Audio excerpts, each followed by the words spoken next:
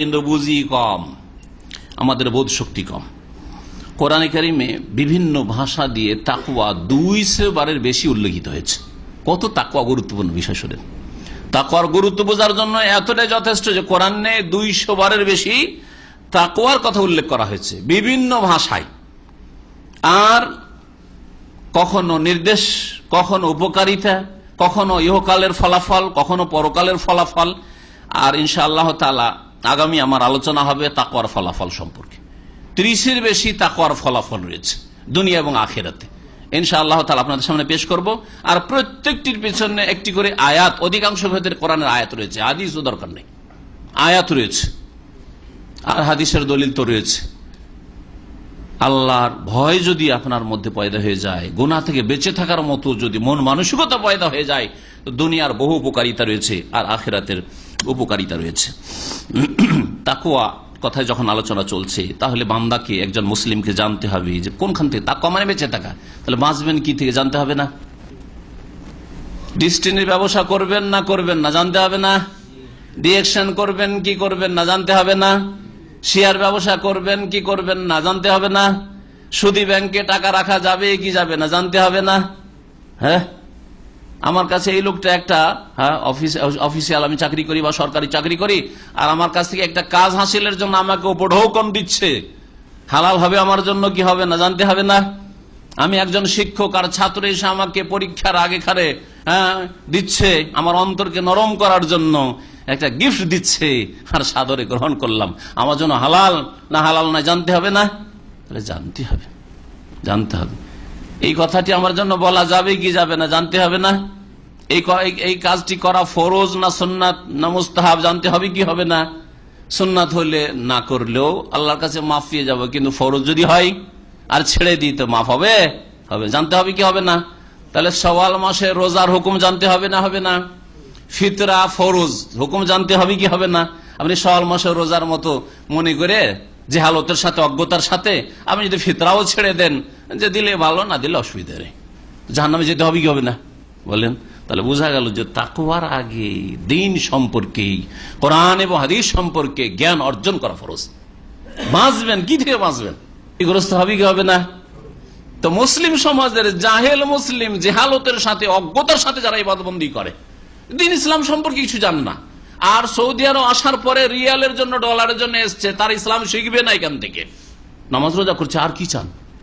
অনেক লোক এরকম দেখা যায়। আর অনেক অধিকাংশ বাংলা ভাষীদের মন মানসিকতা এরকম যে এইখানে দিন শিখার কি আছে, যথেষ্ট জানি, ছোট থেকে দোয়া কালাম শিখেছি আর নামাজ রোজা করছি, আল্লাহর কাছে নামাজ রোজা করলে নাজাত পাবো, কোনো ত্রুটি তো নেই, আর দিন শিখার আছে কি?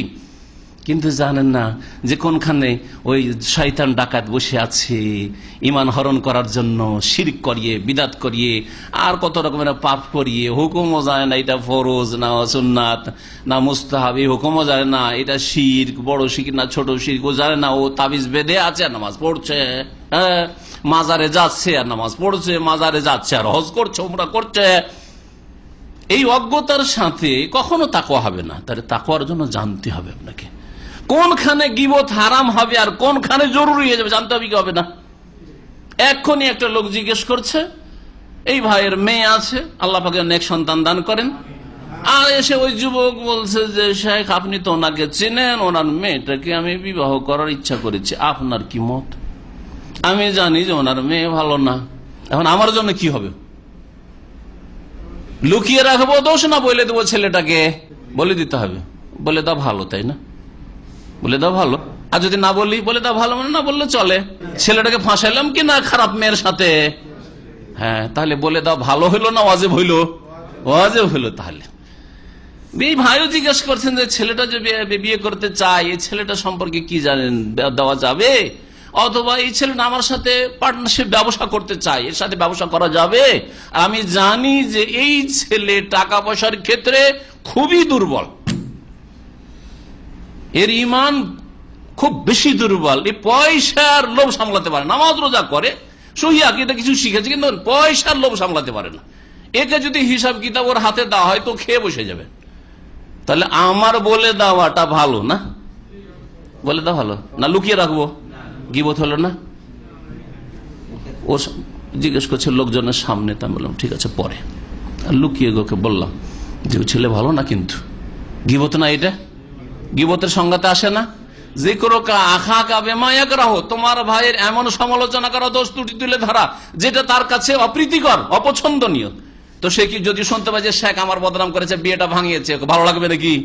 যে শেখ খুব ভালোই কাজ করেছে বলবে? অবশ্যই অপ্রীতিকর। তাহলে গিবতের সংজ্ঞার ভিতরেই তো পড়লো, তারপরও ফরজ কেন মন করে জানতে হবে না? হবে না, কারণ এখানে একটা মেয়ের লাইফের বিষয় রয়েছে, মেয়ের বাবা মায়ের ভবিষ্যতের বিষয় রয়েছে, অথবা এখানে ব্যবসা বাণিজ্য আমানতের বিষয় রয়েছে, খেয়ানতকারী খেয়ানত করে নেবে। সুতরাং এই ক্ষেত্রে আমার গিবত করা ফরজ, শুধু জায়েজ নয়, ফরজ। মুহাদ্দিসিন কেরামরা যদি এইরকমই গিবতগুলি না করতেন, তাহলে আমরা আজ হাদিসের সহিহ কিছু জানতাম না। আমার মতো লোক জাহিল হয়ে থেকে যেত, কিছুই বলতে পারতাম না আপনাদেরকে যে হাদিসটা সহিহ না জয়ীফ, কিছু বলার ক্ষমতা ছিল না। কিন্তু ইমাম বুখারী তার কিতাবে তারিখে বলেছেন যে মুনকারুল হাদিস কাজ্জাবুন দাজ্জালুন অমুক আর তমুক, কাজ্জাব পর্যন্ত বলেছেন। আজকাল তো আমরা বলি না, কোন সময় দাজ্জাল শুনেছেন? কাজ্জাব, দাজ্জাল, কিন্তু এইরকম ভাষা ব্যবহার করেছেন উম্মতকে সতর্ক করার জন্য। কিন্তু এইটাকে দলিল বানিয়ে আর এক মূর্খ লোক বলছে যে শাইখ তো ওর দোষ বলেছে, ওকে বিয়েটা ভাঙিয়েছে, গিবত করেছে, এটাকে দলিল বানিয়ে, হ্যাঁ ভাই আইয়ুব ভাই এই লোকটা কেমন, না না না লোক ভালো না, লোক ভালো না, খুব খারাপ লোক, সাবধান হতে। অথচ এখানে না টাকা পয়সার কোন আশঙ্কা আছে, না এখানে বিবাহ-শাদীর বিষয় আছে, আর না এখানে কোনো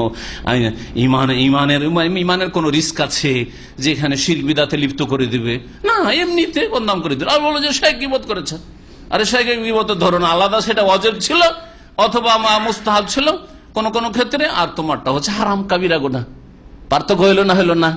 তাহলে কোন গুনাহগুলি থেকে বাঁচতে হবে জানতে হবে, দিন শিখতে হবে, দিন শিখতে হবে। আর দিন শিখতে হবে বিশ্বস্ত সূত্রে, যার তার কাছে নাই। দুনিয়ার ঔষধ নেওয়ার ক্ষেত্রে ফুটপাতে যেমন মিসওয়াক বিক্রি করছে মসজিদের সামনে, ঔষধ নিয়ে কেউ যদি বসে, একটা পাতা ঔষধ বিক্রি হবে না। বিক্রি হবে? বিক্রি হবে না। মূর্খ থেকে মূর্খ ঔষধ কিনবে না ফুটপাত থেকে। দুনিয়া যথেষ্ট বুঝে, শরীর স্বাস্থ্য যথেষ্ট বুঝে। ফুটপাতের ওষুধ খেয়ে মরবো নাকি? কি বিষ ভরা আছে, না ভরা আছে, এক্সপায়ার আছে, কি আছে না আছে, মুশি মুশি কোম্পানি আছে, হ্যাঁ। কিন্তু দিন বুঝে না, ইসলাম বুঝে না, তৌহিদ বুঝে না, সুন্নত বিদাত বুঝে না, শিখা ফরজ বুঝে না। দুনিয়া বুঝে যে ইংলিশ মিডিয়াম পড়িয়ে ছেলেকে ডাক্তার বানাইতে হবে, ইঞ্জিনিয়ার বানাইতে হবে, আর ইউরোপ আমেরিকার পাসপোর্ট হাসিল করতে হবে, এগুলো যথেষ্ট বুঝে।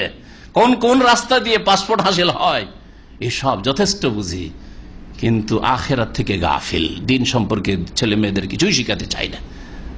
কেউ যদি 100টা রিয়াল চেয়ে না, অনেক বেশি, অনেকে পাওয়া যায়, হুজুর হাফেজ সাহেব অনেকে পাওয়া যায় 50 টাকা 75 টাকা পাওয়া যায়, আপনি 100-150 করে চাইছেন। আল্লাহ পাক হেদায়েত দান করেন।